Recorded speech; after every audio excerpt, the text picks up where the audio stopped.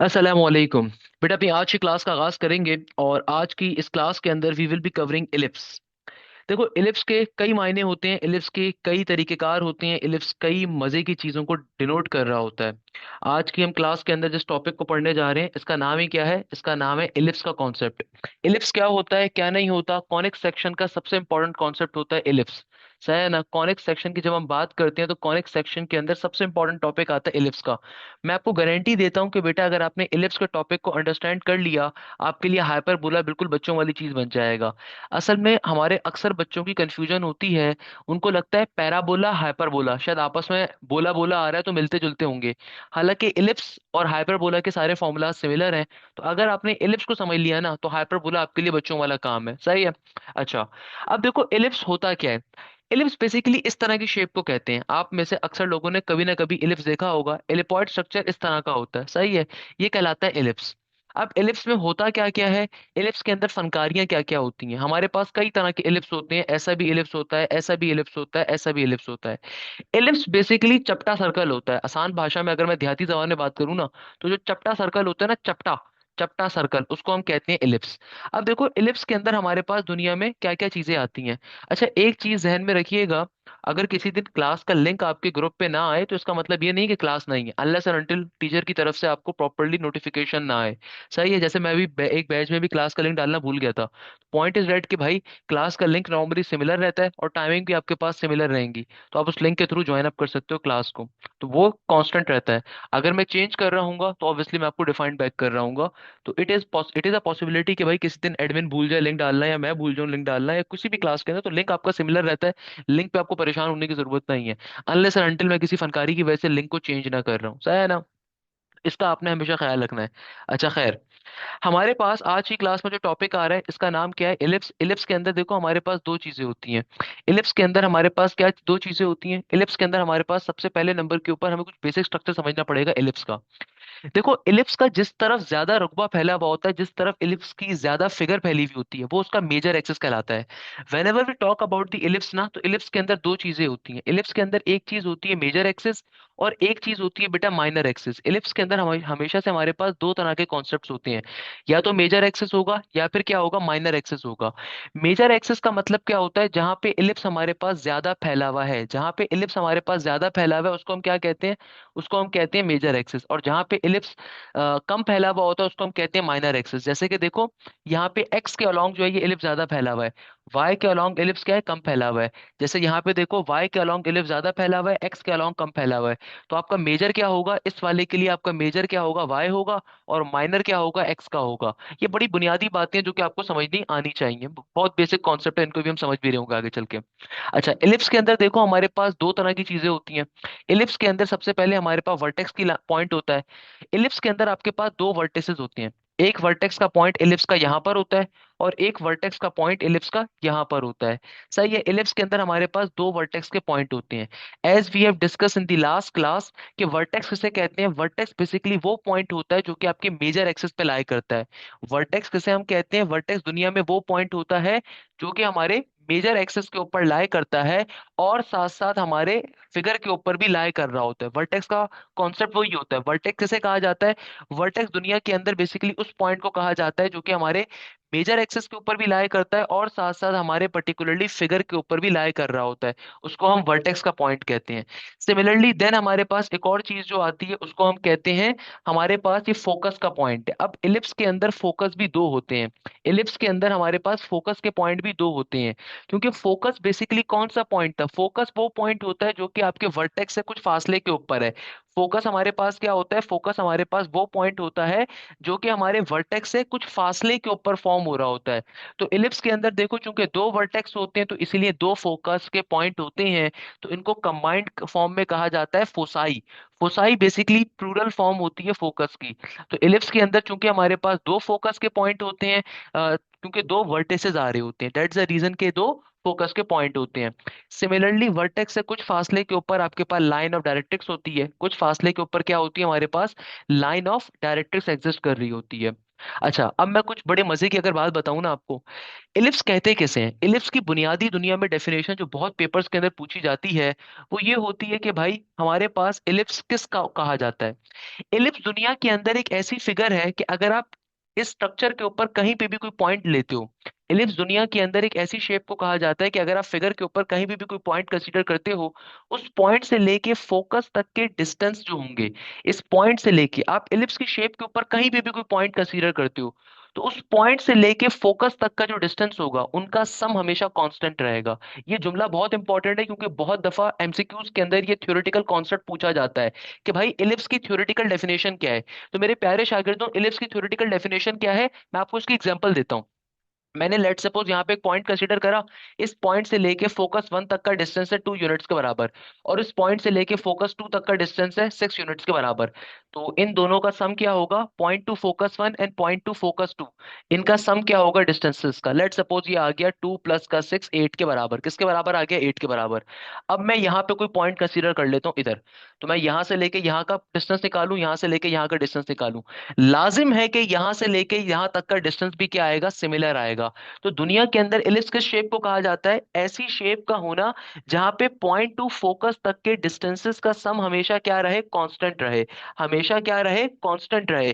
यानी कि इलिप्स हम एक ऐसी शेप को कहते हैं कि जिसके अंदर पॉइंट टू फोकस तक के डिस्टेंसेस का सम हमेशा कांस्टेंट रहता है। हाइपरबोला के अंदर डिफरेंस कांस्टेंट रहता है, इलिप्स के अंदर हमेशा सम कांस्टेंट रहता है। इस बात को समझ पा रहे हो क्या बात करी मैंने, कि भाई इलिप्स की थ्योरेटिकल डेफिनेशन क्या होती है। इलिप्स दुनिया के अंदर एक ऐसी फिगर है कि अगर आप उसके ऊपर कहीं पे भी कोई पॉइंट कंसीडर करते हो, उस पॉइंट से लेके दोनों फोकसेस तक का, दोनों फिक्स पॉइंट तक का डिस्टेंस हमेशा क्या रहेगा, कांस्टेंट रहेगा। दोनों फिक्स पॉइंट तक का डिस्टेंस क्या रहेगा, कांस्टेंट रहेगा। आप कहीं पे भी कोई पॉइंट कंसीडर करोगे, उस वहां से लेके यहाँ तक का डिस्टेंस हमेशा क्या रहता है, कांस्टेंट रहता है, सेम रहता है, हमेशा एक जैसा रहेगा, कभी भी चेंज नहीं हो सकता। तो इसीलिए इसकी डेफिनेशन क्या होती है, इसकी डेफिनेशन आपको अक्सर किताबों में ये दिख जाएगी कि आपको बहुत दफा पेपर के अंदर एग्जामिनर पूछ भी रहा होगा कि भाई इलिप्स की डेफिनेशन क्या होती है। थ्योरी के अंदर एक क्वेश्चन बहुत आता है पेपर्स के अंदर, तो इसीलिए आपको ये चीज याद होनी चाहिए, मालूम होनी चाहिए कि पेपर के अंदर अक्सर और पेशतर कॉन्सेप्ट पूछा जाता है कि भाई आपके पास, आप कहीं पे भी कोई पॉइंट कंसीडर करते हो, उस पॉइंट से लेके दोनों फिक्स पॉइंट तक के डिस्टेंसेस का सम हमेशा कांस्टेंट रहेगा। दोनों फिक्स पॉइंट तक के डिस्टेंसेस का सम हमेशा कांस्टेंट रहेगा। मुझे बताओ यहाँ तक की बात क्लियर होती है, तो हम इसके फॉर्मूला डिस्कस करने पे। ये मेरे पास कैसा एलिप्स आ रहा है, एक्स एक्सिस का। अब जरा गौर से बात समझिएगा। अब हम सबसे पहले नंबर के ऊपर फॉर्मूलाज के ऊपर जब जा रहे हैं, तो सबसे पहला जो फॉर्मूला आता है वो ऐसे एलिप्स का है जिसका सेंटर कहाँ पर है, एक ऐसा एलिप्स जिसका सेंटर ऑन दी ओरिजिन है। यानी कि देखो एलिप्स के अंदर भी बिल्कुल पैराबोला वाला हिसाब है कि वर्टेक्स ऑन दी ओरिजिन है कि नहीं है। तो एलिप्स के अंदर क्या होता है, एलिप्स के अंदर हम बात करते हैं एलिप्स के अंदर सेंटर की, कि भाई मेरा जो एलिप्स का सेंटर है वो कहाँ पे लाई कर रहा है। क्या एलिप्स का सेंटर ओरिजिन के ऊपर एग्जिस्ट कर रहा है या ओरिजिन के ऊपर एग्जिस्ट नहीं कर रहा। हम इस चीज को हमेशा डिफाइंड बैक करते हैं कि भैया इलिप्स का सेंटर कहां पर है। अब देखो ये फॉर्मूलाज कोई मुश्किल नहीं है, अभी साथ साथ बैठ के हम समझेंगे, पढ़ेंगे, सारी चीजें क्लैरिफाई हो जाएंगी इंशाल्लाह ताला, परेशान होने की जरूरत नहीं है। सबसे पहले नंबर के ऊपर जो हमारे पास फॉर्मूला आता है ना, वो आता है सेंटर का। मेरे प्यारे बच्चों खुद देखो, आपका ये इलिप्स का सेंटर कहां पर है, ओरिजिन के ऊपर है। तो जाहिर सी बात है सेंटर का फॉर्मूला क्या होगा, सेंटर का पॉइंट होगा आपके पास 0,0 के बराबर, क्योंकि हम लोग एक ऐसा इलिप्स डिस्कस कर रहे हैं जिसका सेंटर कहाँ पे है, ओरिजिन के ऊपर है। तो सेंटर का पॉइंट क्या होगा, खुद बताओ मुझे क्या होगा, 0,0 के बराबर। सही है, ये बात नॉर्मल सी है। देखो जैसे कि मैंने आपसे कहा, जहां पे इलिप्स की लेंथ ज्यादा होती है वो उसका मेजर एक्सिस होता है। तो इस इलिप्स का मेजर एक्सिस कहाँ का है, इस इलिप्स का मेजर आ रहा है एक्स का, सही है। और माइनर एक्सिस का मतलब होता है जहां पे इलिप्स की लेंथ कम आ रही होगी, सही है ना। जहां पे भी इलिप्स की लेंथ कम आ रही होगी वो माइनर एक्सिस होता है, जहां पे इलिप्स की लेंथ ज्यादा आ रही होगी वो मेजर एक्सिस होगा। मेजर का मतलब भी क्या होता है, ज्यादा। माइनर का मतलब होता है कम। अच्छा, दूसरे नंबर के ऊपर एक और चीज। अब हमारे पास एक पॉइंट आता है, इसको कहा जाता है वर्टिसेस, या फिर काफी दफा यूनिवर्सिटीज के अंदर पूछा जाता है end point of major axis. क्या पूछा जाता है, end point of major axis. Vertices का एक और नाम होता है end point of major axis. ऐसा क्यों होता है भाई, देखो मेजर एक्सिस क्या है, एक्स के अलोंग है। तो भाई इसके जो एंड पॉइंट्स होंगे, यानी कि एंड पॉइंट का मतलब होता है कोने वाले पॉइंट, तो मेजर एक्सिस के एंड पॉइंट दर हकीकत क्या होंगे, वर्टिसेस ही होंगे ना बेटा। तो वर्टिसेस का एक और नाम क्या होता है, end point of major axis. अच्छा, अब देखो वर्टिसेस को डिनोट किससे करते हैं, इलिप्स के अंदर और हाइपरबोला के अंदर ए से करते हैं। वर्टिसेस को किससे डिनोट करते हैं, इलिप्स और हाइपरबोला के अंदर ए से। तो अब आप मुझे खुद बताओ, वर्टिसेस कहाँ पे लाई कर रहे हैं? वर्टिसेस लाई कर रही हैं एक्स एक्सिस के ऊपर। तो एक्स एक्सिस के ऊपर वाई की वैल्यू किसके बराबर होती है? एक्स एक्सिस के ऊपर वाई की वैल्यू बराबर होती है किसके? जीरो के। तो मेरे पास क्या पॉइंट आएगा? मेरा पॉइंट आएगा वर्टिसेस का प्लस माइनस का ए कॉमा जीरो। प्लस माइनस क्यों कहते हैं? क्योंकि एक दफा ये पॉजिटिव वाला है, एक दफा ये नेगेटिव वाला है, तो हम कहते हैं प्लस माइनस ए कॉमा जीरो मेरा पॉइंट एग्जिस्ट कर रहा है। सिमिलरली मेरे पास एक पॉइंट होता है जैसे फोसाई का। तो फोसाई का मतलब क्या होता है? फोकस को डिनोट करने के लिए जो फोकस का जो पॉइंट होता है ना, इसको हम सी से डिनोट करते हैं।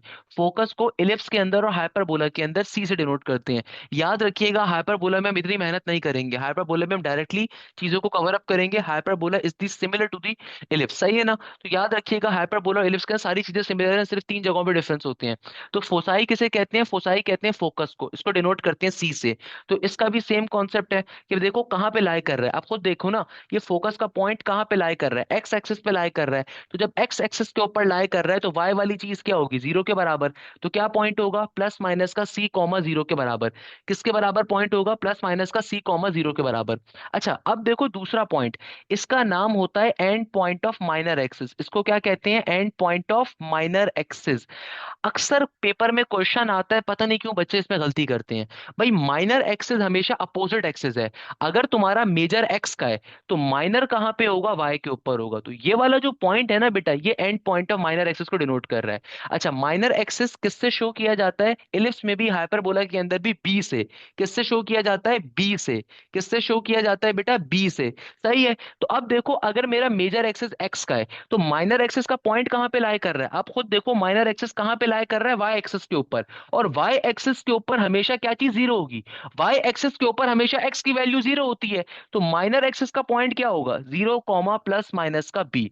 इसको जहन में बिठाने की एक शॉर्टकट भी है, और वो शॉर्टकट ये होती है कि भाई देखो, जिसकी लाठी उसकी भैंस।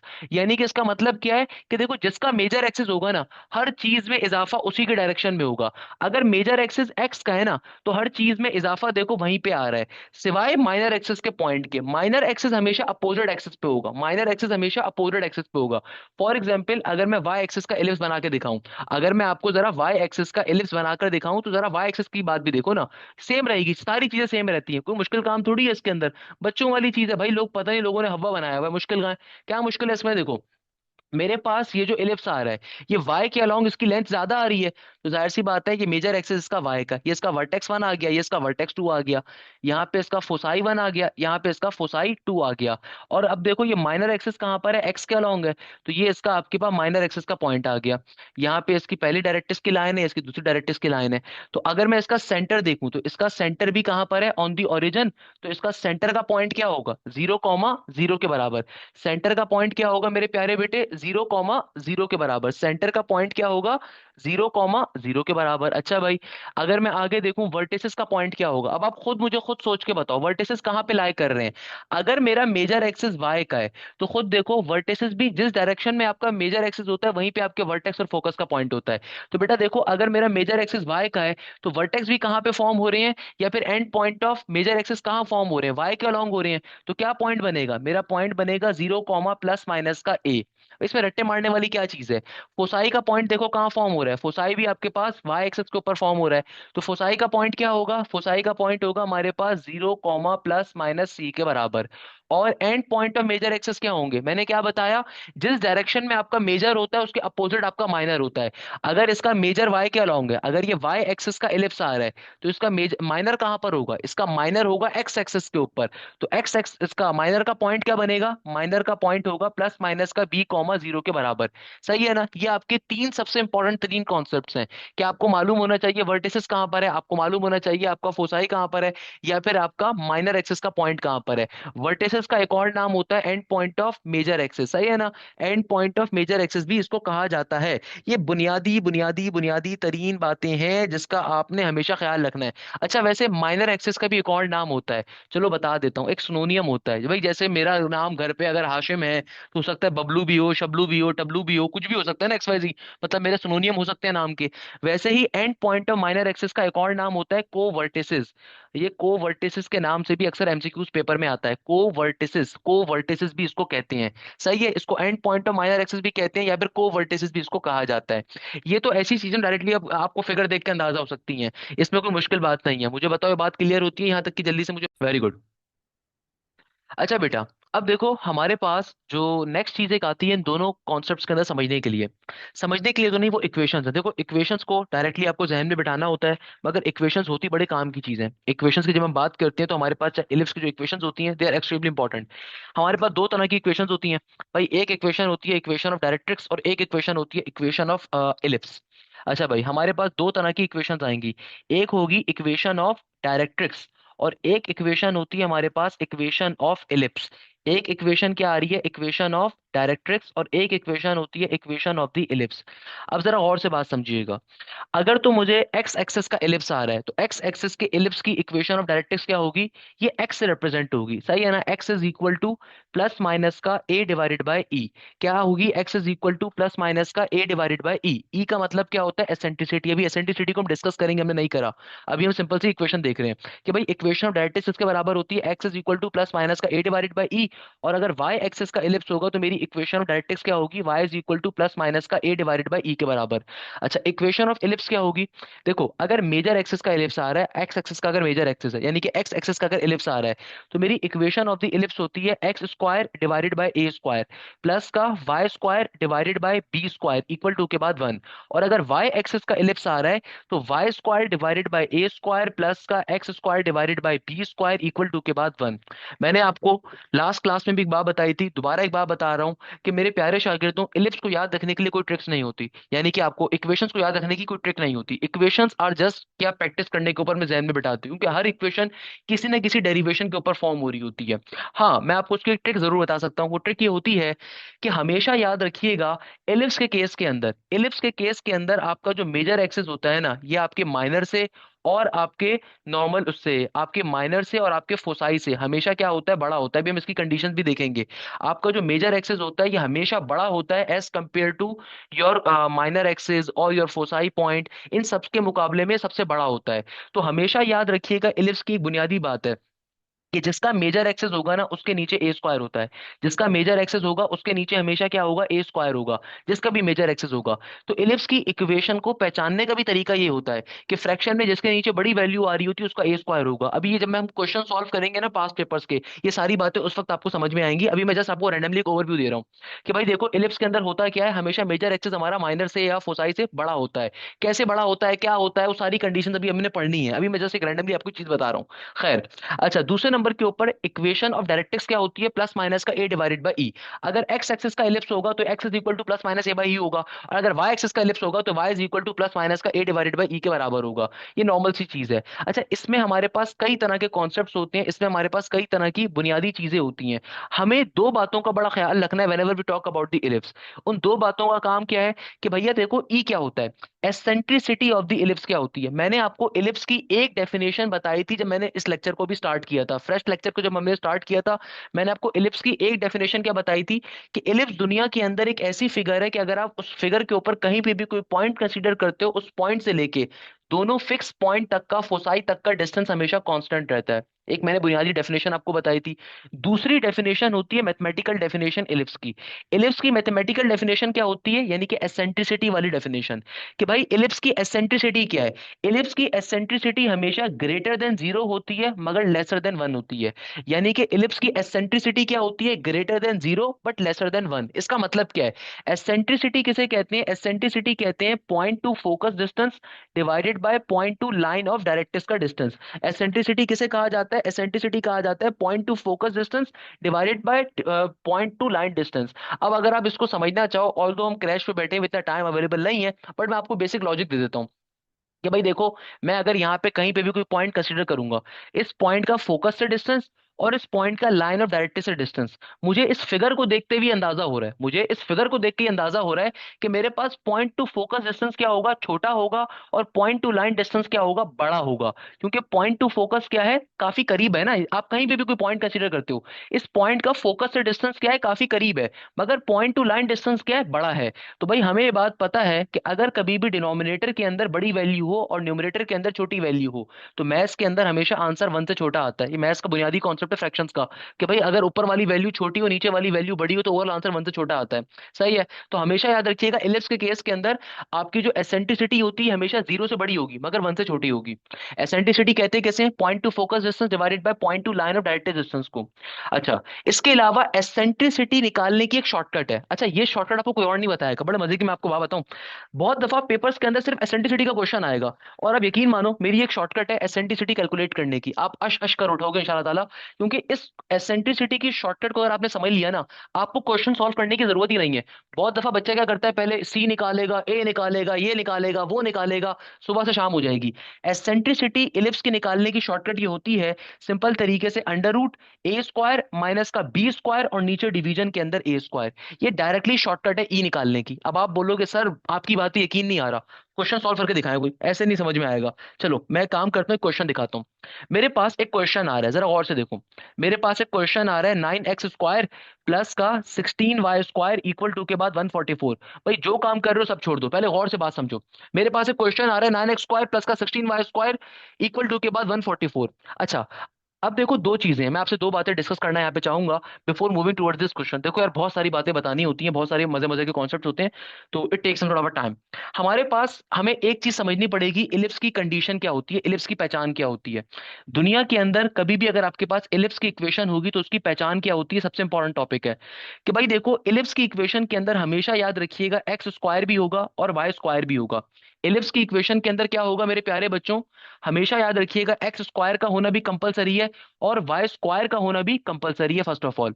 सेकंड नंबर के ऊपर एक्स स्क्वायर और वाई स्क्वायर दोनों का पॉजिटिव होना कंपलसरी है, दोनों का पॉजिटिव होना क्या है, कंपलसरी है। एक्स स्क्वायर भी हमेशा पॉजिटिव होगा और वाई स्क्वायर भी हमेशा क्या होगा मेरे प्यारे शागिर्दों, पॉजिटिव होगा। इन दोनों का पॉजिटिव होना दुनिया में हमेशा कंपलसरी है, ऑलवेज रिमेंबर दिस थिंग। हमेशा याद रखिएगा इन दोनों का पॉजिटिव होना क्या है, कंपलसरी है। सही है ना। दूसरे नंबर के ऊपर, अच्छा अब आपको याद आएगा शायद कि सर्कल्स की भी यही कंडीशन होती है, मगर तीसरी कंडीशन इलिप्स और सर्कल को आपस में सेपरेट कर देती है। तीसरी कंडीशन इलिप्स की ये होती है कि एक्स स्क्वायर और वाई स्क्वायर के जो कोफिशिएंट्स होंगे ना वो हमेशा डिफरेंट होने चाहिए, वो हमेशा क्या होंगे, डिफरेंट होंगे। अब आप बोलेंगे सर बात समझ में नहीं आई जरा, चलो मैं आपको क्वेश्चन दिखाता हूँ पेपर में क्वेश्चन कैसे आएगा, मोस्ट इंपॉर्टेंट एमसीक्यूज। एग्जामिनर आपको बोलेगा तुम्हारे पास एक क्वेश्चन आ रहा है एक्स स्क्वायर प्लस का वाई स्क्वायर माइनस का 9 इक्वल टू 0। एक और इक्वेशन गिवन है 2x स्क्वायर माइनस का 2y स्क्वायर प्लस का 3x माइनस का 6y प्लस का 4 इक्वल टू 0। एक और क्वेश्चन आ रहा है 3x स्क्वायर प्लस का 3y स्क्वायर माइनस का 9 इक्वल टू 0। एक और क्वेश्चन आ रहा है, इसमें एग्जामिनर कहता है 2x स्क्वायर प्लस का 4y स्क्वायर माइनस का 6x प्लस का 4y माइनस का 9 इक्वल टू 0। एग्जामिनर आपसे पेपर में क्वेश्चन पूछेगा which of the following equation represent a ellipse, which of the following equation represent the ellipse. ये question paper में बहुत आता है, कॉनिक्स का मोस्ट इंपॉर्टेंट क्वेश्चन है। कैसे पहचानोगे हैं भाई, कैसे पहचानोगे नौजवानों, मुझे बताओ कौन सा ऑप्शन करेक्ट है। जल्दी से भाई मुझे बताओ कौन सा ऑप्शन करेक्ट होगा। वेरी गुड, चौथा करेक्ट है, तीसरा करेक्ट है, दूसरा करेक्ट है, अरे सारे ही बोल दो ना, मुझे एक बार बता दो। सारे के सारे ही बोल दो। सही है।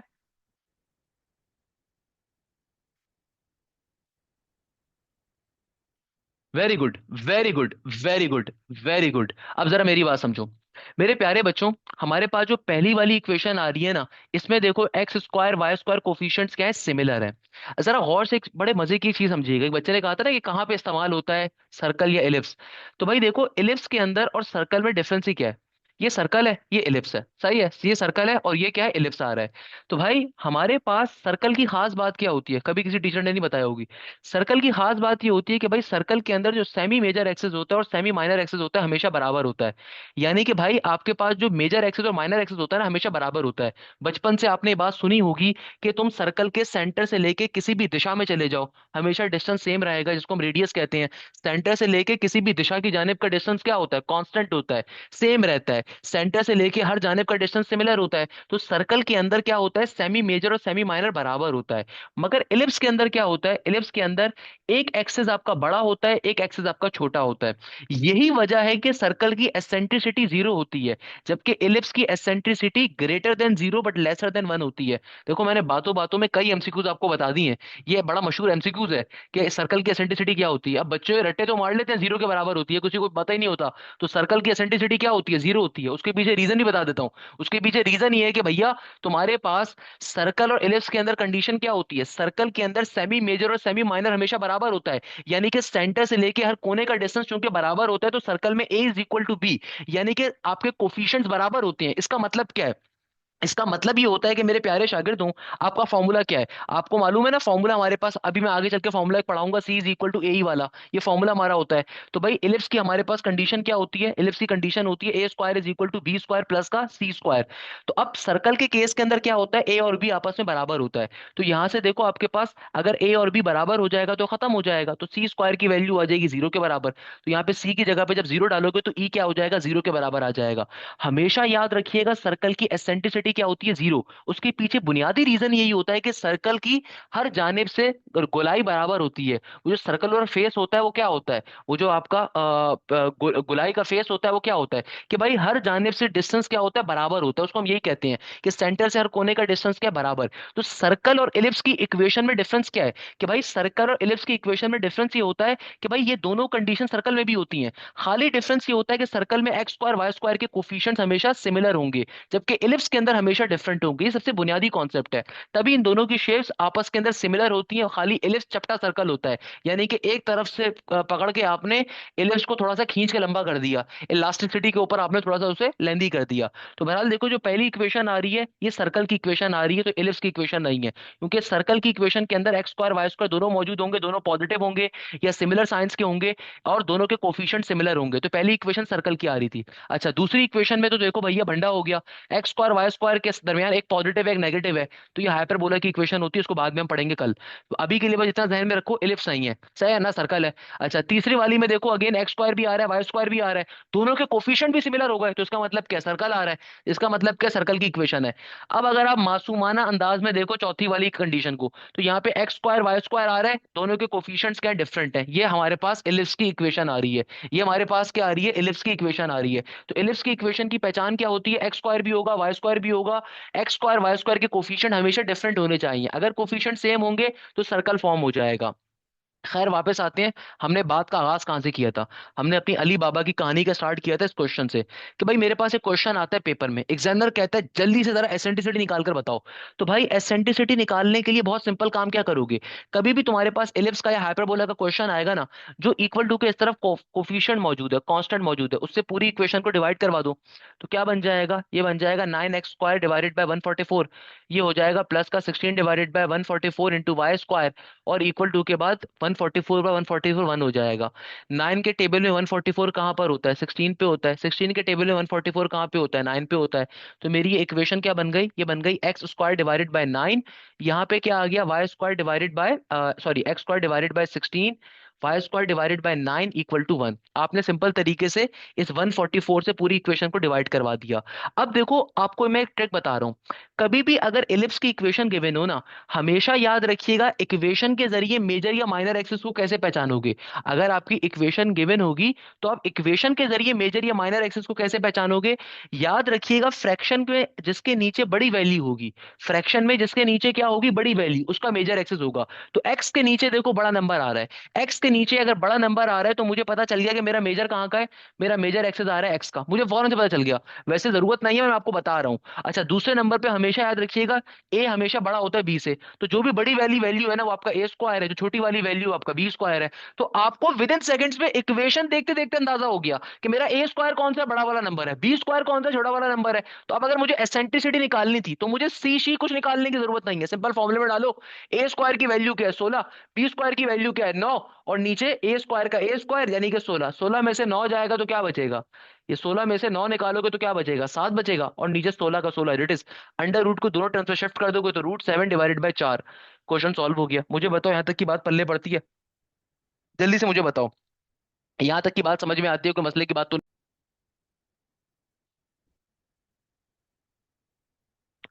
अच्छा भाई, अब देखो जैसे कि एक बच्चे का क्वेश्चन आया कि सर मेजर या माइनर एक्सिस कैसे निकालेंगे। मेरे प्यारे बेटे, मेजर या माइनर एक्सेस निकालने का तरीकेकार क्या होता है और किस पैटर्न के ऊपर आप मेजर एक्सेस या माइनर एक्सेस निकालते हो। भाई आपको ये सारी बातें इक्वेशन देख के पता चलती हैं। जो भी आपकी इक्वेशन होती है ना, उस इक्वेशन को देखने के बाद हमें अंदाजा होता है कि हमारा मेजर एक्सेस क्या होगा या फिर माइनर एक्सेस क्या होगा। अब आप बोलोगे सर ये कैसी बात कर दी आपने। भाई देखो, इक्वेशन आपको सारी बातें डिफाइन करेगी। जैसे कि मैंने आपसे कहा ना, आपका जो आपकी जो इक्वेशन होगी इलिप्स की, फॉर एग्जांपल मेरे पास इलिप्स की इक्वेशन आ जाती है x² डिवाइडेड बाय 4 प्लस का y² divided by 16 equal to 1। तो भाई देखो, जिसके नीचे बड़ी वैल्यू होगी ना उसका मेजर एक्सेस होता है। अगर एक्स के नीचे अगर बड़ी वैल्यू आ रही है तो उसका मेजर एक्सेस होगा। अगर वाई के नीचे बड़ी वैल्यू आ रही है तो मेरे प्यारे बच्चों उसका मेजर एक्सेस होगा। यहाँ पे देखो किसके नीचे बड़ी वैल्यू आ रही है, वाई के नीचे बड़ी वैल्यू आ रही है ना, तो मेजर एक्सेस किसका होगा, वाई का होगा।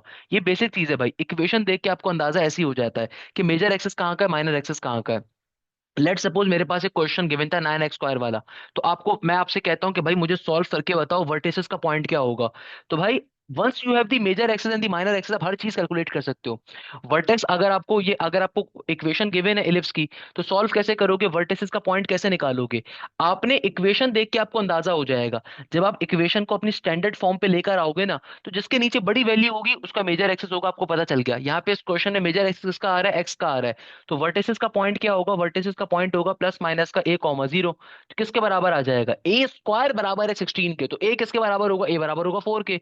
तो वर्टिसेस का पॉइंट क्या आ जाएगा, प्लस माइनस का 4, 0 के बराबर।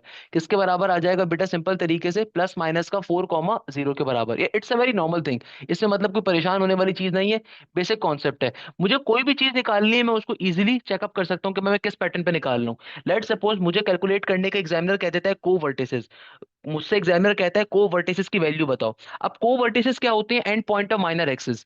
तो अब देखो मेरा मेजर एक्सिस अगर एक्स का है, तो माइनर एक्सिस कहाँ का होगा, वाई का होगा। अगर मेजर एक्स का आ रहा है तो माइनर कहाँ का होगा, वाई का होगा। तो पॉइंट क्या होगा, 0 प्लस माइनस का भी। तो क्या बन जाएगा, ये हो जाएगा 0 प्लस माइनस के 3 के बराबर।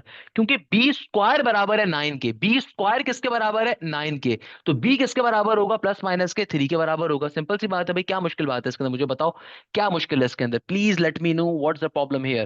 भाई सिंपल चीज है। अभी हम काफी सारे क्वेश्चन सॉल्व करेंगे, जस्ट रैंडम क्वेश्चन के मैंने भी आपको स्टार्टिंग में एक आध बताया, क्योंकि अभी हमारे फॉर्मूलाज कंप्लीट नहीं हुए थे। मैंने सिर्फ आपको अभी ऊपर ऊपर से एक खाली बेसिक चीज आपको बताई कि भाई किस तरीके से हमारा क्वेश्चन नॉर्मली आ रहे होते हैं पेपर्स के अंदर। सही है। अच्छा, जो चीज हमें यहाँ पे समझने वाली है ना, जो इंपॉर्टेंट चीज है, वो ये है कि भाई हम किस तरीके से डिफरेंट पैटर्न्स के ऊपर चीजों की वर्किंग करते हैं, सॉल्विंग कर रहे होते हैं। अब जरा गौर से बात समझिएगा। हमारे पास इलिप्स के अंदर कुछ कॉन्सेप्ट्स होते हैं जो कि हमारे पास हर वक्त सिमिलर रहेंगे। हमारे पास कुछ ऐसे टॉपिक्स होते हैं, कुछ ऐसी चीजें होती हैं जो कि हमारे थ्रू आउट इलिप्स के टॉपिक्स के अंदर हमेशा कांस्टेंट रहेंगे, हमेशा सिमिलर रहेंगे। जैसे कि लेंथ ऑफ मेजर एक्सिस हो गया, लेंथ ऑफ माइनर एक्सिस हो गया, या फिर डिस्टेंस बिटवीन द फोसाई हो गया, एंड सो ऑन। इन चीजों को भी समझना है। उससे पहले अगर मैं आपसे, यार मैं आपको एक काम करता हूँ, पहले दूसरे वाले फॉर्मूलाज भी पढ़ा देता हूँ। पहले मुझे बताओ यहाँ तक की बात क्लियर होती है तो फिर मैं आगे मूव करूंगा। पहले मुझे बताओ यहाँ तक की बात।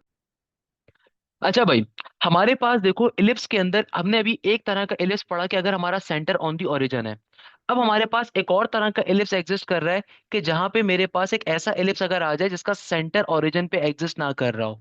अगर मेरे पास दुनिया में कभी भी एक ऐसा इलिप्स आ जाए जिसका centre not on the origin है, अगर मेरे पास एक ऐसा इलिप्स आ जाए जिसका सेंटर कहाँ पे है, नॉट ऑन दी ओरिजिन है, तो अब देखो इस तरह के इलिप्स की खास बात क्या होगी। अगर मेरे पास एक ऐसा इलिप्स आ रहा है जिसका सेंटर कहाँ पे है, ओरिजिन के ऊपर एग्जिस्ट नहीं कर रहा, तो ऐसा इलिप्स कैसा होगा और उसकी क्या फॉर्मूलाज होंगे उनको समझना बहुत जरूरी है। यानी कि देखो मैं कहता हूं कि मेरे पास कहीं पे भी दुनिया में कोई इलिप्स एग्जिस्ट कर रहा है, बस ओरिजिन के ऊपर नहीं है। लेट सपोज ये एक इलिप्स आ रहा है और ये इलिप्स ओरिजिन के ऊपर नहीं है। ये इसका मेजर एक्सिस आ गया, ये इसका मेजर एक्सिस आ गया, यहाँ पे कहीं पे इसका ये माइनर एक्सिस का पॉइंट आ गया, ये इसका माइनर एक्सिस आ गया। सही है ना। सिमिलरली मेरे पास एक एलिप्स, ये वाई एक्सिस का एलिप्स आ रहा है, तो ये फॉर्म कहीं यहाँ पे हो रहा है लेट सपोज। सही है। तो ये इसका मेरे पास आ गया मेजर एक्सिस आ गया, ये कहीं पे इसका माइनर एक्सिस आ गया।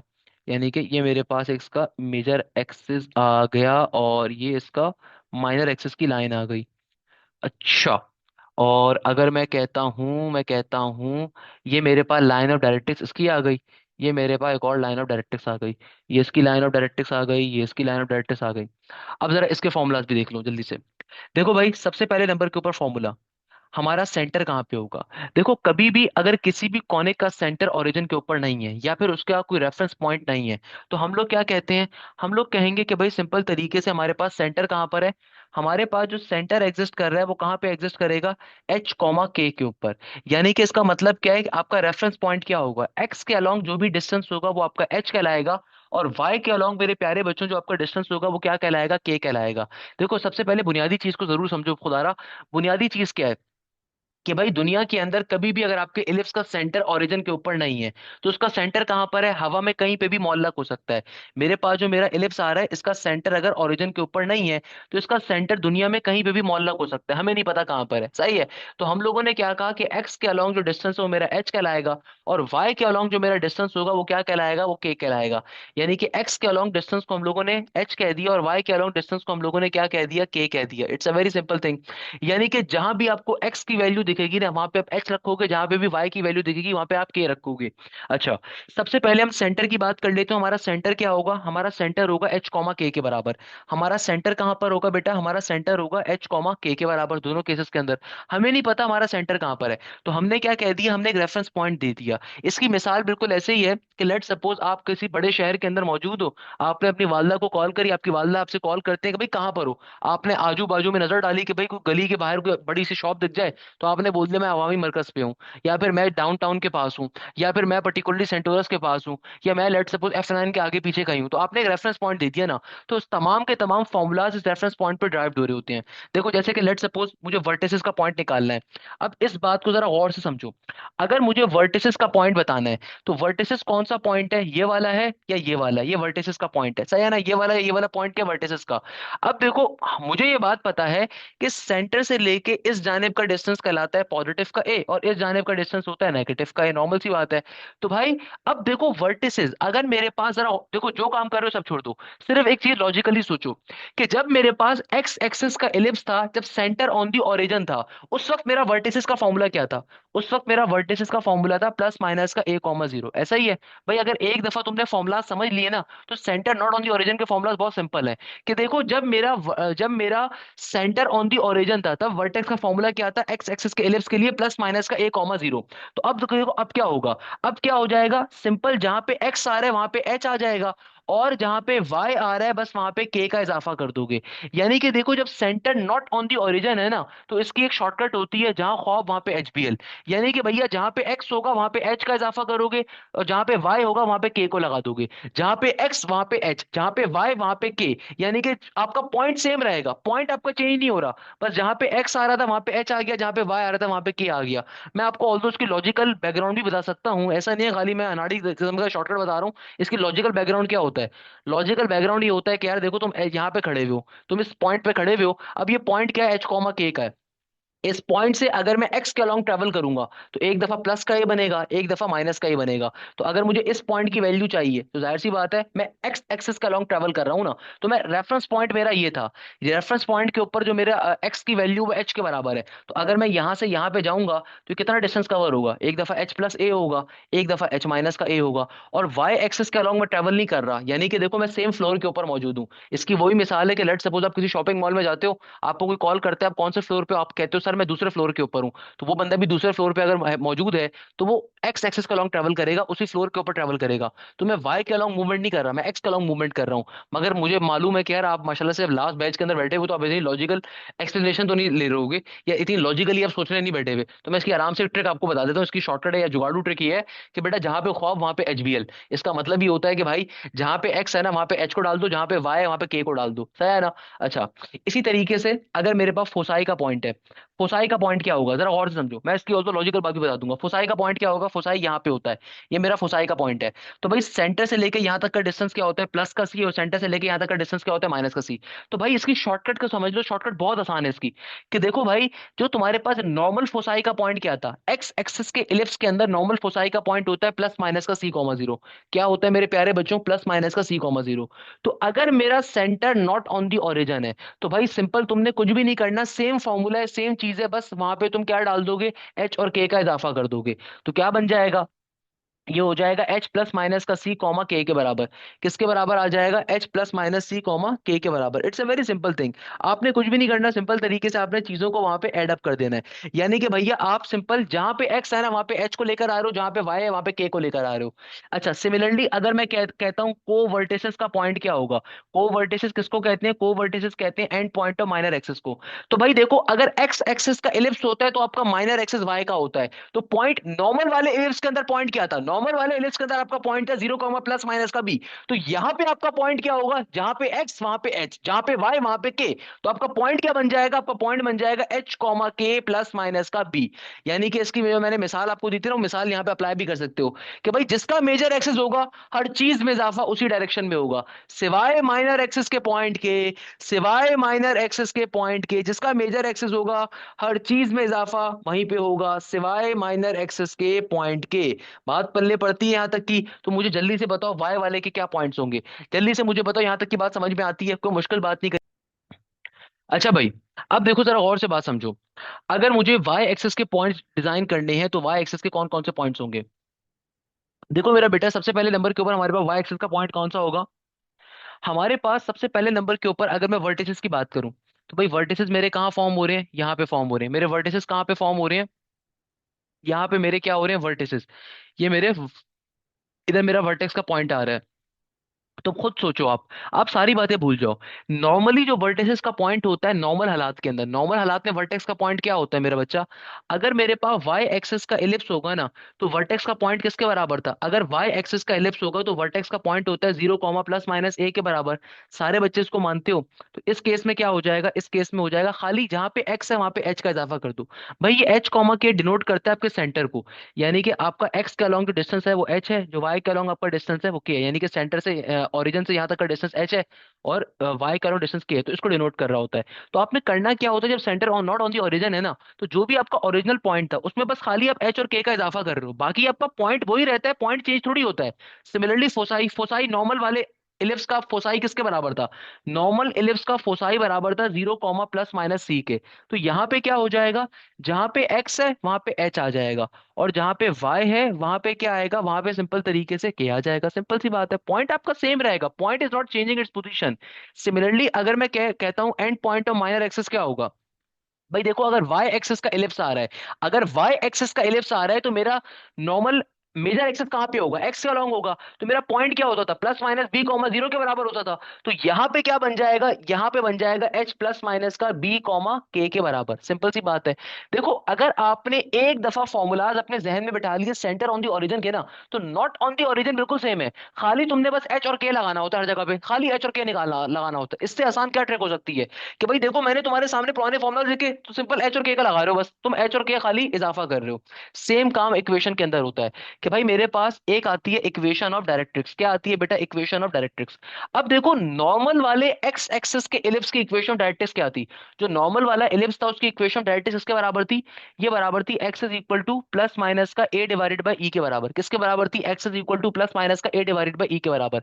तो यहाँ पे क्या हो जाएगी? यहाँ पे आपने सिंपल क्या करना है? एक्स और एच का इजाफा करना है। यानी कि इससे आसान दुनिया में क्या चीज होगी? भाई सिंपल तुमने क्या करना है? एक्स और एच का इजाफा करना है। तो क्या बन जाएगा? ये हो जाएगा सिंपल, अक्सर लोग इसको ऐसे करके लिखते हैं, एक्स माइनस का H is equal to plus minus का ए डिवाइडेड बाई ई।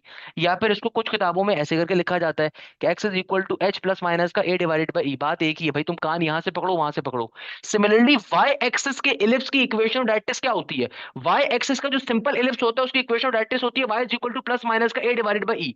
तो इस केस के अंदर क्या हो जाएगी? खाली तुमने के लगाना होगा। भाई जहां पे एक्स वहां पे एच, जहां पे वाई वहां पे के। मैं बार बार एक जुमला बोल रहा हूं, जहां पे बेसिकली एच क्या है? एच तुम्हारा एक्स के अलोंग का डिस्टेंस है।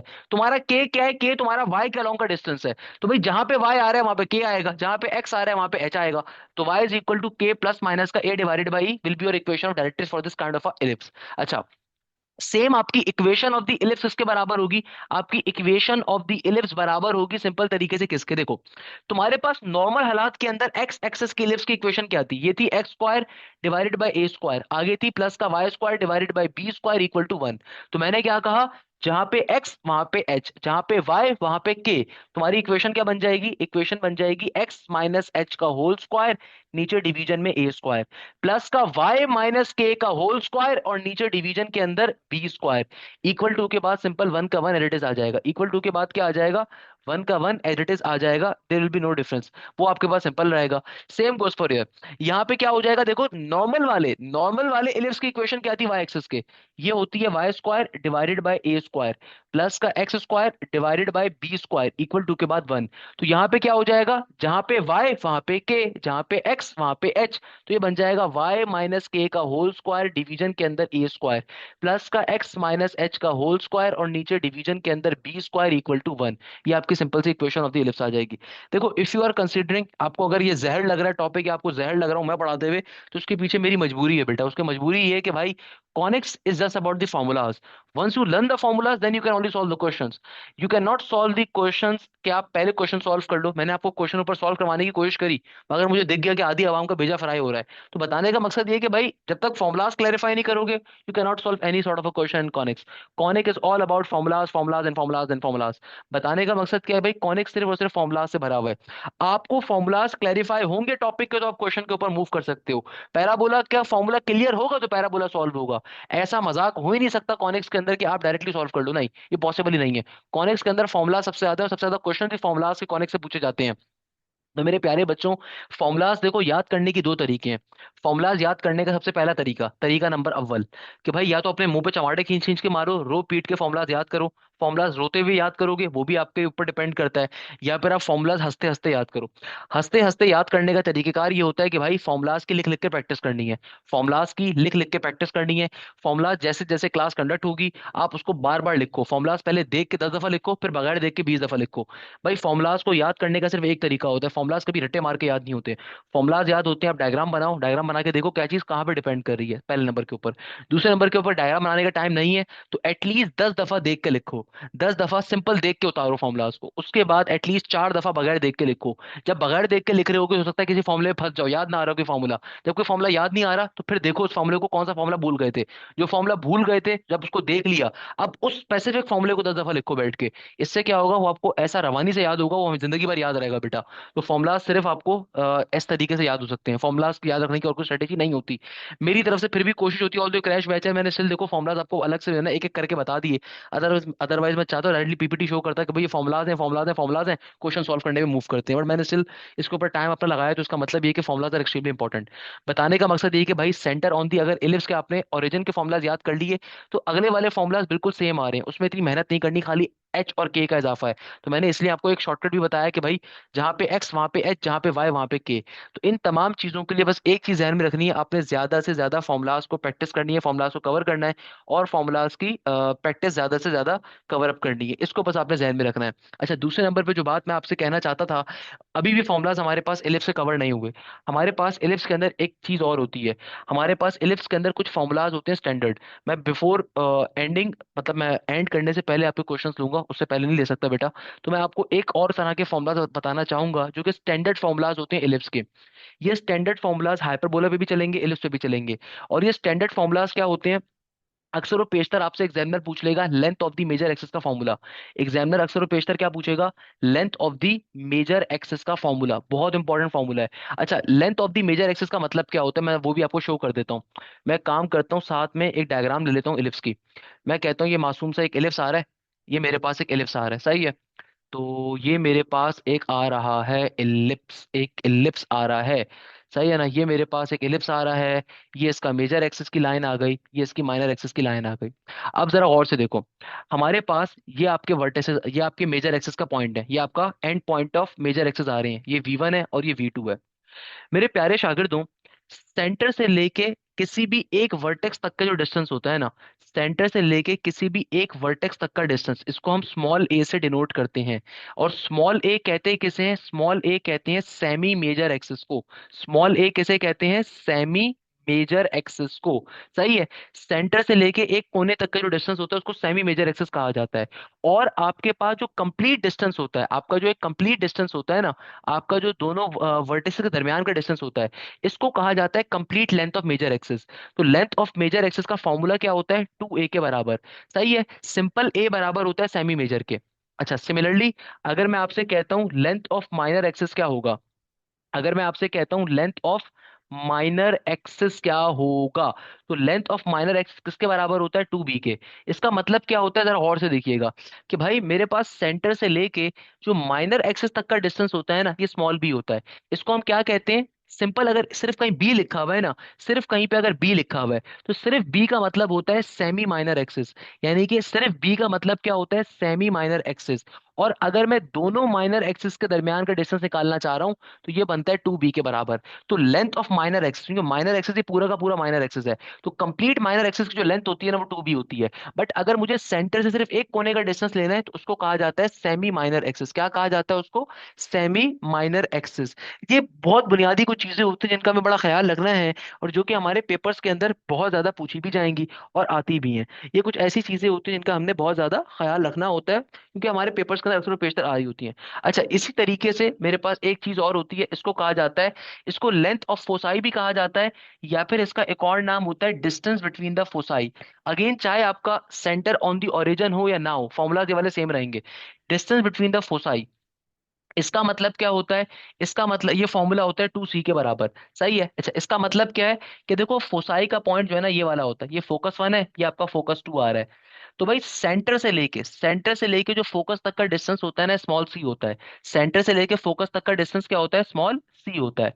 सही है ना बेटा? तो अगर मुझे इन दोनों फोकसेस के दरमियान का डिस्टेंस देखना है, तो वो क्या होगा? 2c के बराबर होगा। और सिंपल सी क्या होता है? सेमी फोसाई, या इसको सेमी फोकस भी आप कह सकते हो। तो भाई अगर मुझे दोनों फोकसेस के दरमियान का डिस्टेंस निकालना है, तो ये बराबर होता है किसके? ये बराबर होता है हमारे पास सिंपल तरीके से 2c के। ये किसके बराबर होता है? सिंपल 2c के बराबर होता है। ये सबसे बुनियादी फॉर्मूला है। अच्छा, यहाँ पे एक फॉर्मूला और होता है जो बहुत पेपर में आता है। ये फॉर्मूला होता है हमारे पास डिस्टेंस बिटवीन द डायरेक्ट्रिसेस। यानी कि जो डायरेक्ट्रिसेस की दोनों लाइंस है ना, इनके दरमियान का डिस्टेंस। ये फॉर्मूला क्या होता है? Distance between the directrices. Distance between the directrices.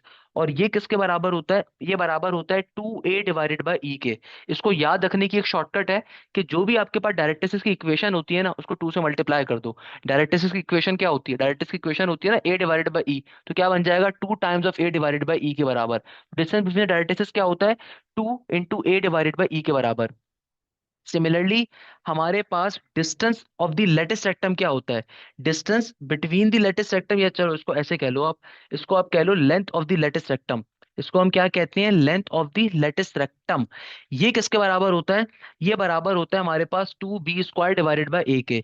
Latus rectum का मतलब क्या होता है? एक ऐसी लाइन जो कि फोकस से पास कर रही है, आपके कर्व को दो पॉइंट्स के ऊपर टच कर रही है, और सबसे इंपॉर्टेंट चीज क्या है? वो परपेंडिकुलर है आपके एक्सिस के। जो पैराबोला का लेटेस्ट रेक्टम होता है, सेम इलिप्स के अंदर भी वही एग्जिस्ट करता है।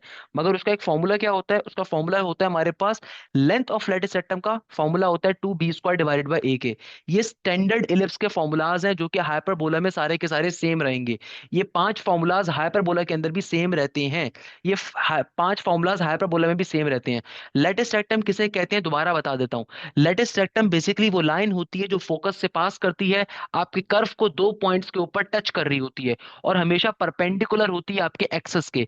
इस लाइन को हम लेटिस रेक्टम की लाइन कहते हैं। तो length of the latus rectum, या फिर इसको कहा जाता है लेट्रा रेक्टा।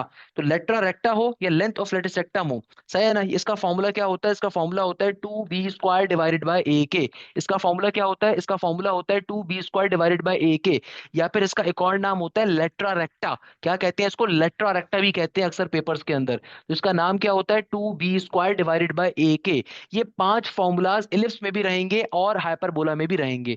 अच्छा, आपको लग रहा होगा सर शायद फॉर्मूलाज खत्म हो गए। नहीं मेरे प्यारे बेटे, हमारे पास तीन कंडीशंस भी होती हैं इलिप्स के अंदर। अब क्या करें भाई, रुसवाई तो है मगर पढ़ना भी है भैया। हमारे पास तीन कंडीशंस भी होती हैं इलिप्स के अंदर।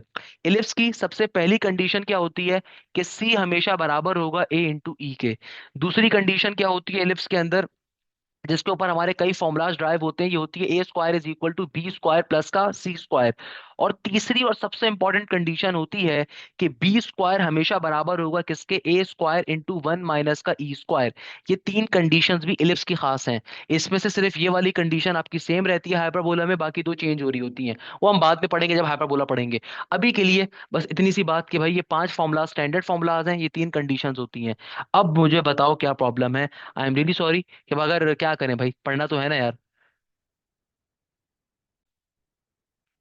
अच्छा भाई, we have just discuss the formulas, हमने अभी तक कोई क्वेश्चन सॉल्व नहीं करा, तो आपने परेशान नहीं होना कि सर ये फॉर्मूलाज बड़े खतरनाक हैं, कैसे सॉल्व करेंगे क्या नहीं करेंगे।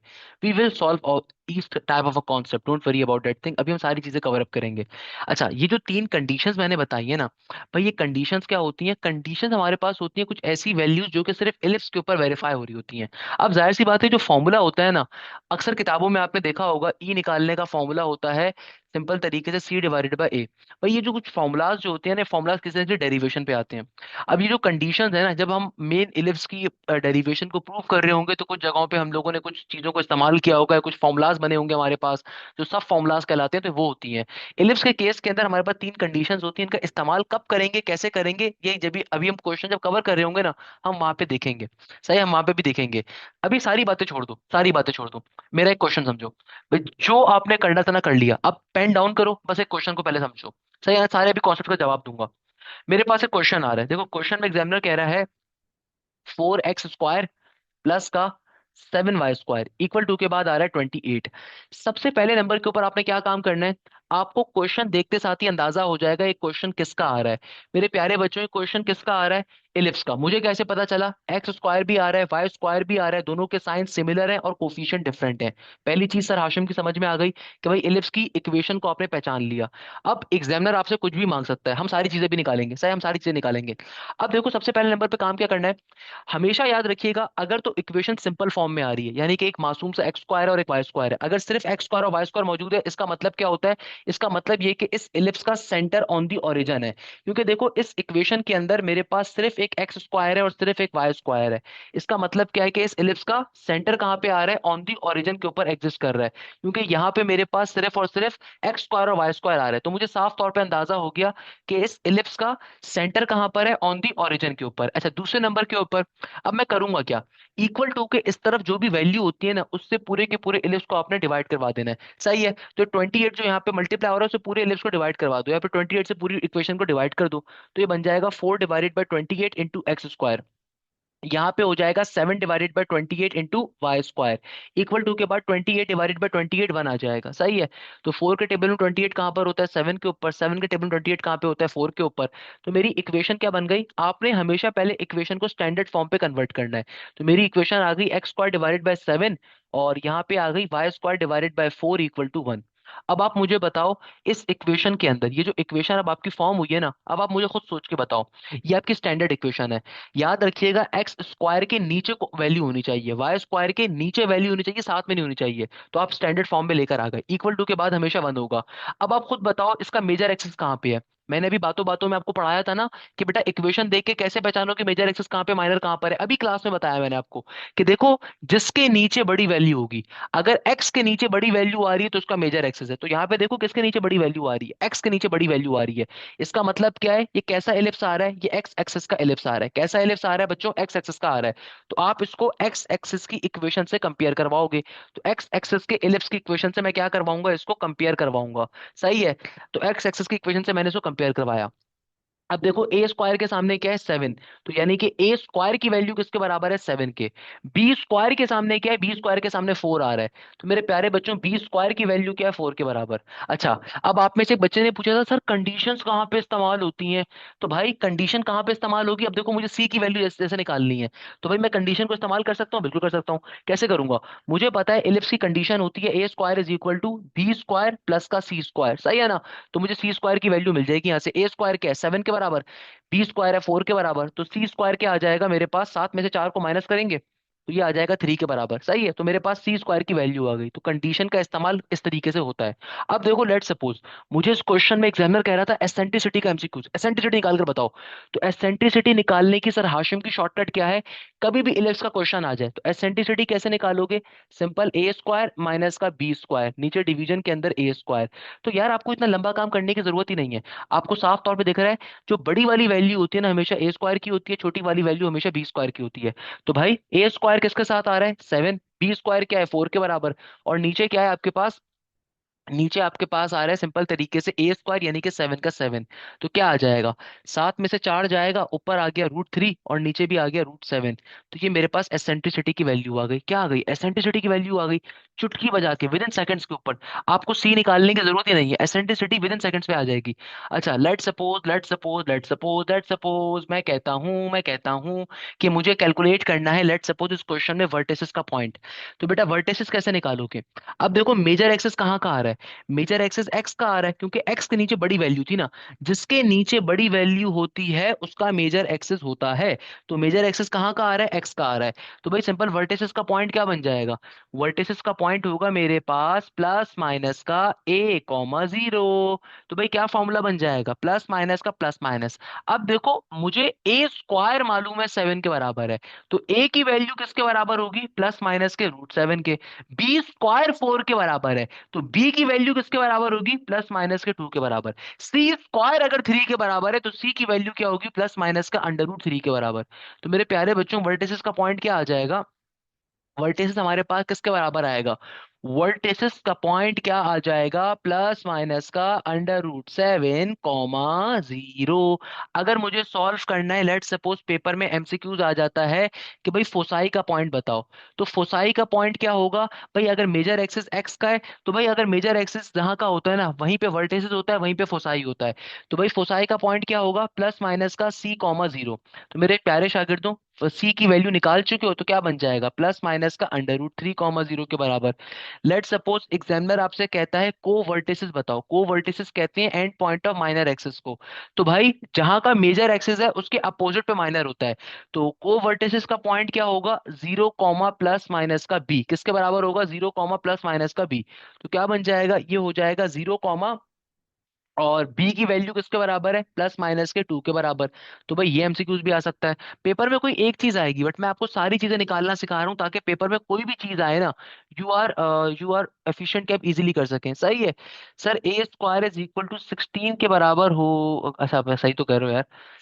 सही है, वेरी गुड, ओके। अच्छा भाई, इसी तरीके से अगर मैं आपसे कहता हूँ, आपसे एग्जामिनर मांग ले इक्वेशन ऑफ डायरेक्ट्रिक्स। अगेन मैं बार बार आपको बता रहा हूँ बेटा, पेपर में एक एमसीक्यूज आएगा। एक तो अक्सर बच्चे बेहोश हो जाते हैं, सर इतनी सारी चीजें पेपर में आएंगी। अरे भाई ये अलग एमसीक्यूज है, ये अलग है, ये अलग है, ये अलग है। मैं आपको सारी चीजें निकाल के दिखा रहा हूँ ताकि कुछ भी आए आप निकाल सको। एग्जामिनर अगर आपसे कहता है इक्वेशन ऑफ डायरेक्ट्रिक्स बताओ, तो इक्वेशन ऑफ डायरेक्ट्रिक्स का फॉर्मूला क्या होता है? ये होगा सिंपल तरीके से x = प्लस माइनस का a/e। तो मेरे प्यारे शागिर्दों, a की वैल्यू क्या है? a किसके बराबर था? a बराबर था √7 के। और e यानी कि एसेंट्रिसिटी किसके बराबर थी? एसेंट्रिसिटी थी √3/√7 के। मैथ्स का बेसिक कॉन्सेप्ट, एक से ज्यादा टर्म्स अगर डिवाइड हो रही होंगी तो सबसे नीचे वाली टर्म सबसे ऊपर जाके रेसिप्रोकेट फॉर्म में लिखी जाती है। तो ये बन जाएगा √7/√3। तो √7 × √7, रूट रूट से खत्म हो जाएगा, सिंपल 7 बचेगा और नीचे आ जाएगा √3। तो ये इसका आंसर आ जाएगा इक्वेशन ऑफ डायरेक्ट्रिक्स का। अगर एग्जामिनर मुझसे कहता है कि चलो निकाल कर बताओ, मुझे तुम लेंथ ऑफ मेजर एक्सिस बताओ। अच्छा, अगर ये वाला एमसीक्यू बड़ा इंपॉर्टेंट है। अगर एग्जामिनर कहते हैं ना लेंथ ऑफ मेजर बताओ, तो लेंथ ऑफ मेजर किसके बराबर होती है? आज मैंने नस का पेपर सॉल्व किया था, पता नहीं आप लोग मुझे फॉलो करते हो नहीं करते, दुनिया कर रही होती है भाई। मेरे बैच के बच्चे पता नहीं क्यों नहीं लेक्चर्स को देख रहे होते।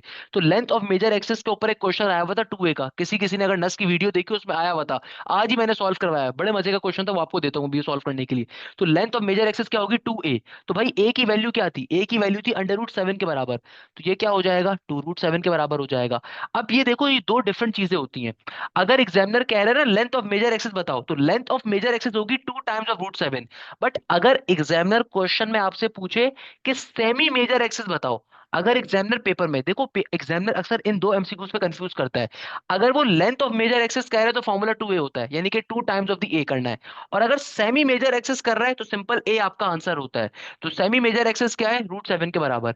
अगर वो लेंथ ऑफ मेजर एक्सिस कहेगा तो वो 2a कहलाता है। Similarly length of minor axis क्या होगी, 2b के बराबर, तो यानी कि बन जाएगा 4।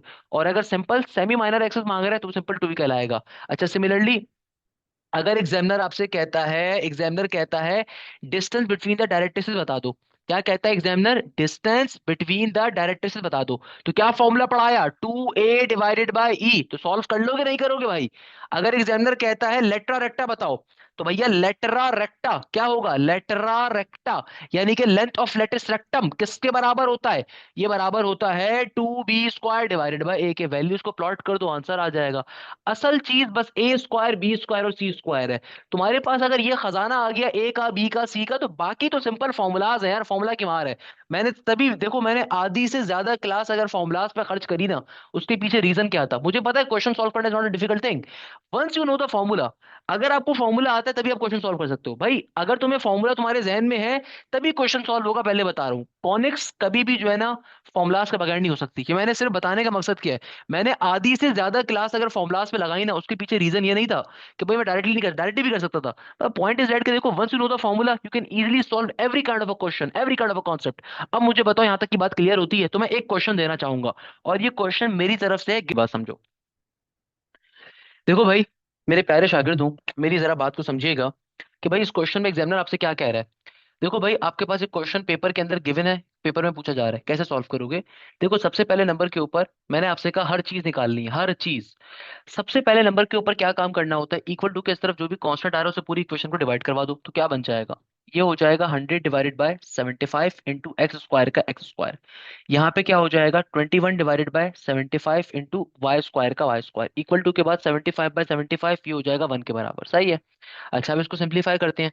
25 का टेबल अगर मैं पढ़ूं तो 25 4 जार इज 100, और 25 के टेबल में 75 कहाँ पर होता है, 3 के ऊपर।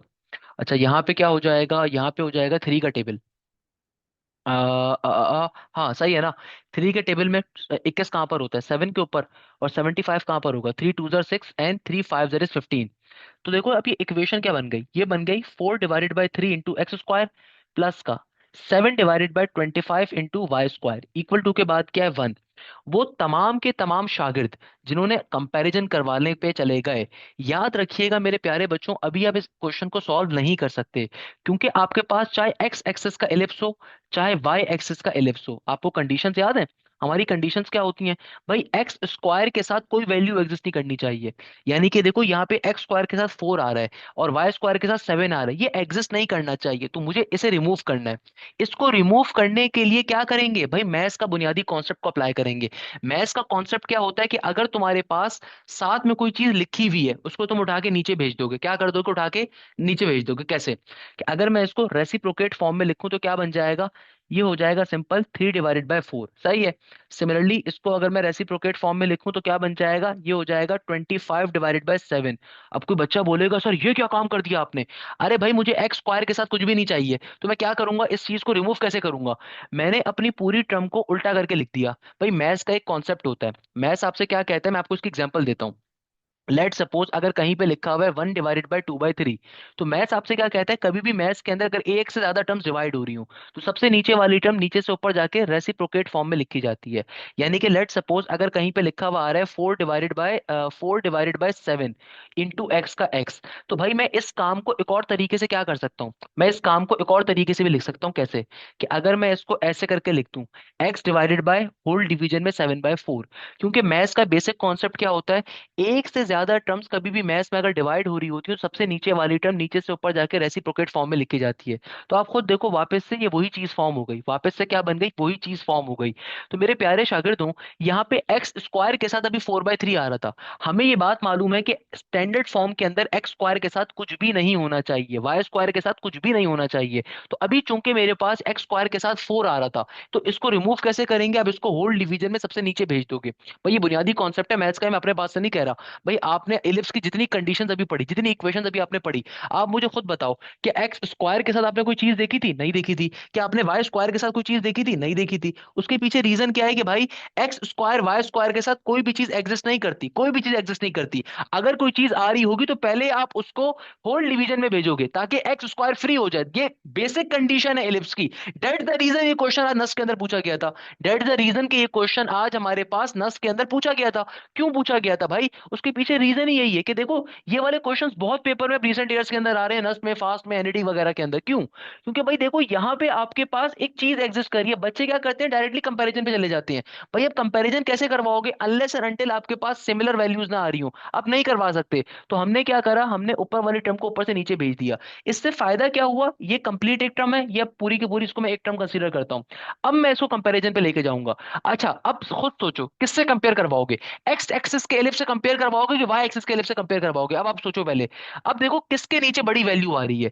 भाई एक मेरे पास टर्म आ रही है 3/4।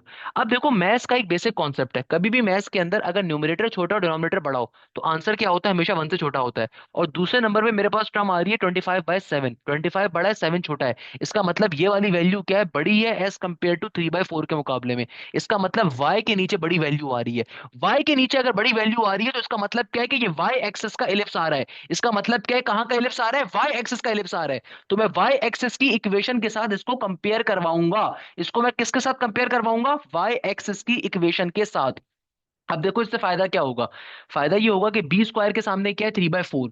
तो इसका मतलब क्या हो गया, बी स्क्वायर की वैल्यू क्या आ गई, सिंपल 3/4 के बराबर। बी स्क्वायर की वैल्यू क्या है, 3/4 के बराबर। तो बी की वैल्यू क्या आएगी, बी की वैल्यू आएगी, जब कभी स्क्वायर रिमूव करते हो तो प्लस माइनस का साइन, √3/2 के बराबर। सही है। ए स्क्वायर के सामने क्या है, ए स्क्वायर के सामने आ रहा है 25/7। तो ए की वैल्यू किसके बराबर आ जाएगी, ए की वैल्यू आ जाएगी जब आप इस पे अंडर रूट लोगे तो ये आ जाएगा प्लस माइनस का 5/√7 के बराबर। मुझे बताओ ये बात समझ में आती है? ये सबसे इंपॉर्टेंट कॉन्सेप्ट था, बाकी सारी चीजें सॉल्व करना बच्चों का काम है। मुझे बताओ ये बात समझ में आती है? कोई मुश्किल काम हमने नहीं किया? देखो भाई, आपके पास बी की वैल्यू आ गई और अब ए की वैल्यू भी आ गई। अब अगर मुझे सी स्क्वायर निकालना है तो भाई सी स्क्वायर, सी कैसे निकालोगे, सिंपल फॉर्मूला अप्लाई करो। सी स्क्वायर का फॉर्मूला क्या होता है, सी स्क्वायर बराबर होता है a square minus b square के। भाई फॉर्मूला मैंने आपको पढ़ाया ना, a square is equal to b square plus का सी स्क्वायर। तो सी स्क्वायर किसके बराबर होता है, a square minus b square के। तो बच्चों देखो, ए स्क्वायर की वैल्यू क्या है, ए स्क्वायर बराबर है 25/7 के। और बी स्क्वायर किसके बराबर है, 3/4 के। भाई ये सब कैलकुलेटर के बगैर करना है। किसी के पास कैलकुलेटर जैसी बीमारी मौजूद नहीं होनी चाहिए, पहले बता रहा हूँ। क्या बन जाएगा, 7 × 4, 7 4 = 28। क्रॉस मल्टीप्लीकेशन करवा रहे हैं। एलसीएम कैसे लेते हैं क्रॉस मल्टीप्लीकेशन पे, नीचे वाली टर्म नीचे मल्टीप्लाई होती है, ये अपने क्रॉस पे होगी, अपने क्रॉस पे होगी। 25 को 4 से मल्टीप्लाई करोगे, 25 × 4 100 के बराबर होता है। और 7 तिया क्या होता है, 21। 7 तिया 21।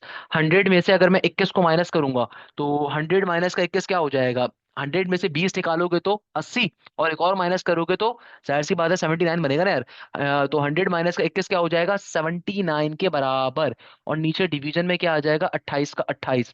अब फाइनली आपके पास सी किसके बराबर आ जाएगा, ये सी स्क्वायर की वैल्यू आ रही है तो सी किसके बराबर आएगा, सी बराबर आ जाएगा √79/28 के बराबर। ये सी की वैल्यू आ जाएगी। दैट्स अ बेसिक थिंग, ये सी की वैल्यू आ गई। क्लियर है?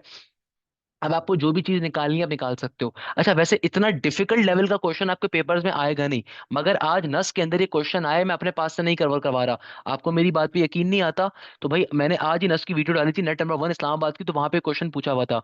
तो भाई अच्छा, वहां पे जो क्वेश्चन आया हुआ था ना, उसमें बेसिकली बस उसने आपसे पूछा हुआ था लेंथ ऑफ मेजर एक्सेस। जो पेपर में आज नस के क्वेश्चन आया था उसने कुछ खास नहीं मांगा था। मुझे भी मालूम है, आपको भी मालूम है, अगर आप इसको सारी चीजें निकालने पे जाओगे तो आपके लिए बड़ा डिफिकल्ट हो जाएगा। तो नस का एग्जामिनर भी इंसान था, उसमें थोड़ी सी ह्यूमैनिटी मौजूद थी, इंसानियत मौजूद थी, उसने खाली लेंथ और मेजर एक्सेस पूछा था। तो लेंथ और मेजर एक्सेस क्या होगा, 2a के बराबर होगा। तो भाई तुम्हारे पास ए की वैल्यू किसके बराबर थी, ए कहाँ गया, ए ये था, इसको 2 से मल्टीप्लाई कर दोगे आंसर आ जाएगा। तो नस के एग्जामिनर ने आज ये वाली चीज पूछी हुई थी। सही है ना भाई? तो ये चीज हमारे पेपर में आई हुई थी। मगर मैंने आपको ये क्वेश्चन खाली इसलिए सॉल्व करवाया ताकि आप समझ सको कि यार ये आ सकता है पेपर में, it's not a difficult thing, but आ सकता है। बताने का मकसद ये कि यार देखो आ सकता है ना। सही है। सर ये तो इक्वेशन कंपेयर नहीं हुआ, हाँ तो मैंने आपको बता दिया हैं ना कैसे कंपेयर करवाओगे। बेटा कंपैरिजन करवाने का तरीकेकार होता है ना, आप खुद सोचो थोड़ी सी, आप उसको अकल को इस्तेमाल करो कि बेटा कि भाई अगर कंपेयर नहीं हो रही तो जाहिर सी बात है। बता, मैंने एक क्वेश्चन सॉल्व भी खाली इसलिए करवाया था इस वजह से, ताकि आप ये समझ सको कि भाई एक्स स्क्वायर के साथ अगर कोई चीज आ रही होगी ना, उसको हमेशा ऊपर से नीचे भेजा जाता है।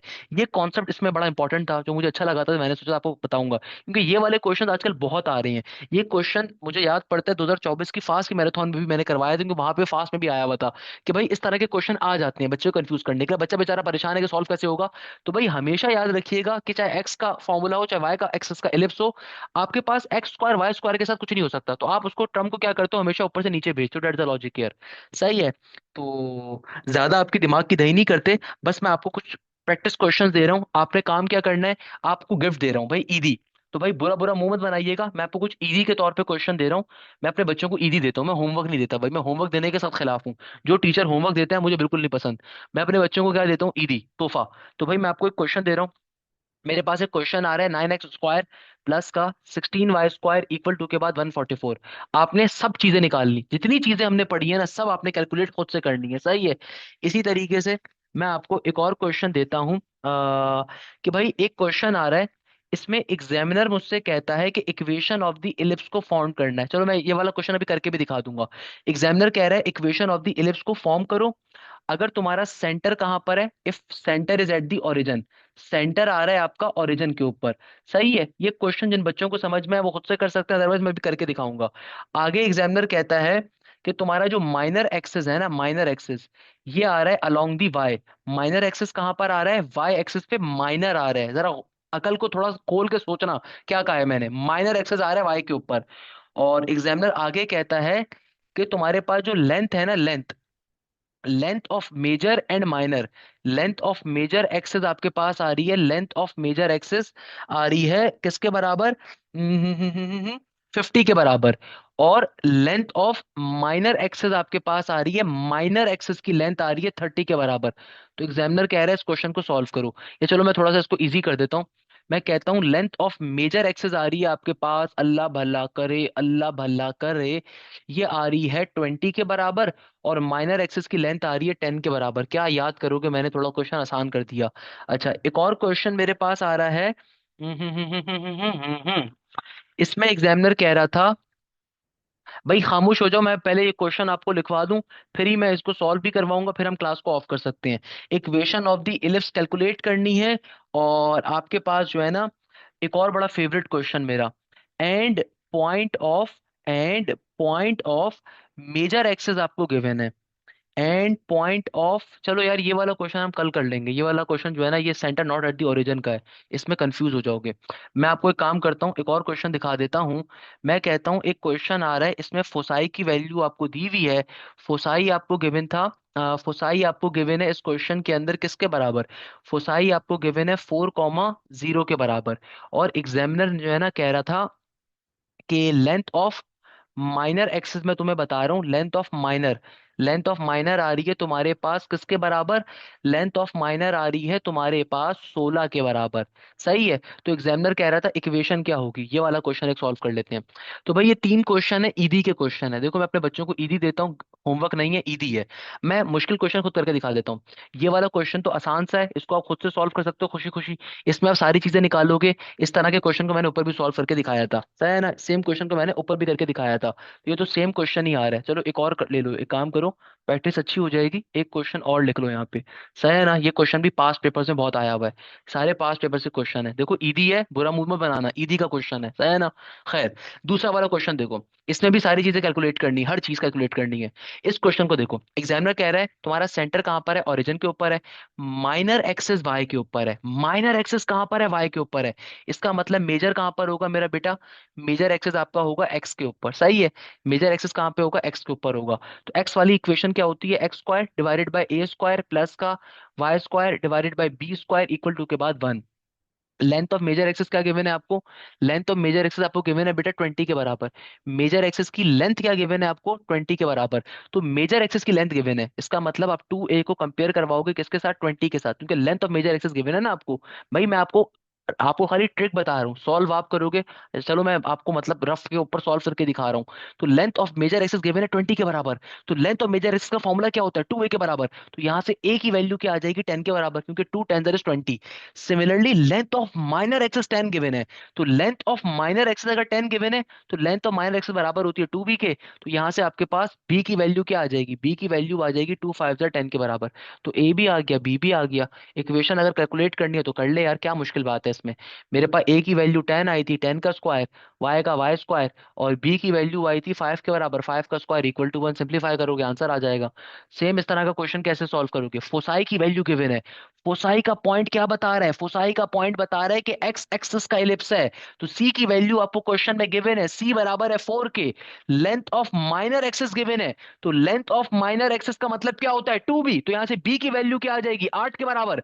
तुम्हारे पास b भी है, c भी है। तो सी स्क्वायर किसके बराबर होगा, 4 का स्क्वायर 16 और 8 का स्क्वायर 64, 64। तो बी स्क्वायर क्या होगा, 64 के बराबर। मुझे ए स्क्वायर अगर कैलकुलेट करना है इक्वेशन निकालने के लिए, तो फॉर्मूला क्या होता है, c square is equal to a square minus का बी स्क्वायर। तो क्या बन जाएगा, ए स्क्वायर के लिए फॉर्मूला क्या हो जाएगा, ए स्क्वायर आ जाएगा सिंपल सी स्क्वायर प्लस का बी स्क्वायर। सिंप्लीफाई करोगे आंसर आ जाएगा, इक्वेशन खुद से कैलकुलेट कर सकते हो। अब मुझे बताओ यहाँ तक कोई मसला, कोई प्रॉब्लम, कोई चिंता, कोई परेशानी। ये मेरी तरफ से 3 क्वेश्चन है ईदी के, मैंने रफ पे सॉल्व करवा के आपको कॉन्सेप्ट पूरा दे दिया, सॉल्व आप खुद से करोगे। सही है भाई। रिमेनिंग कॉन्सेप्ट और हाइपरबोला को हम कल की क्लास में कवर अप करेंगे इंशाल्लाह ताला।